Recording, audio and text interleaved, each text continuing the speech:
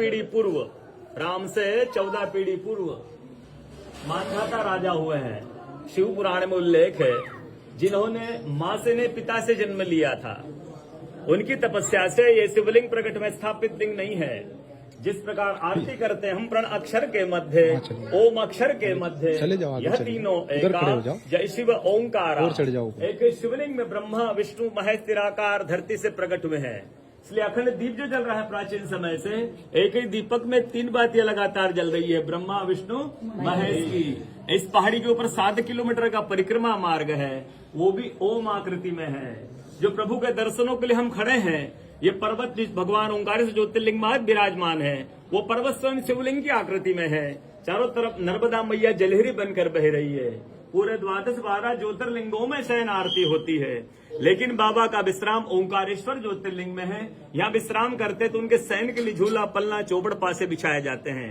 बाबा यहाँ विश्राम करके 3 बजे रात उठ करके महाकालेश्वर जाएंगे, वहाँ स्नान करेंगे। इसलिए वहाँ का भस्म आरती प्रसिद्ध है, यहाँ का शयन आरती प्रसिद्ध है। शिव पुराण में भी कथा आती है, महिलाएं 16 सोमवार व्रत करती है, उसमें भी कथा आती है। क्या कथा आती है? प्रतिदिन भोलेनाथ आते हैं, माँ के साथ विश्राम करके सुबह ब्रह्म मुहूर्त में उठकर चले जाते हैं। एक दिन जब भोले बाबा माँ के साथ पधारते तो माँ पुजारी से पूछती हैं, पुजारी हमें विश्राम के लिए जा रहे हैं, चौपड़ पासे में किनकी जीत होगी? पुजारी बोलते कि आज भोले बाबा जीतेंगे। ऐसा बोलकर पुजारी घर चले जाते हैं। भोले बाबा माँ विश्राम के लिए चले जाते हैं। सुबह ब्रह्म मुहूर्त में जैसे ही भोले बाबा माँ बाहर निकलते हैं, पुजारी द्वार पर रहते, तो माँ पुजारी से पूछती हैं, पुजारी कल मैंने आपसे पूछा था हमें विश्राम के लिए जा रहे, चौपड़ पासे में किनकी जीत होगी? आपने कहा भोले बाबा जीतेंगे। मैं जीती हूँ। माँ ऐसा बोल करके उनको श्राप दे के चली जाती है। उनके तुरंत पश्चात अप्सराएं शिवलिंग पे जल चढ़ाने आती हैं। तो अप्सराएं पुजारी से पूछती, पुजारी अस्वस्थ क्यों हो गए, आप तो ठीक थे? फिर पुजारी बताते हैं, प्रतिदिन भोले बाबा माँ के साथ विश्राम करके चले जाते थे।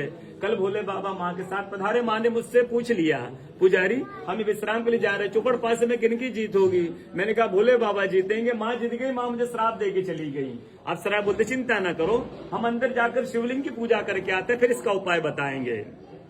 अप्सरा अंदर जाकर के शिवलिंग की पूजा करके बाहर आकर बोलती, पुजारी आप 16 सोमवार व्रत कीजिएगा, व्रत करते ही स्वस्थ हो जाएंगे, व्रत करते ही ठीक हो जाएंगे।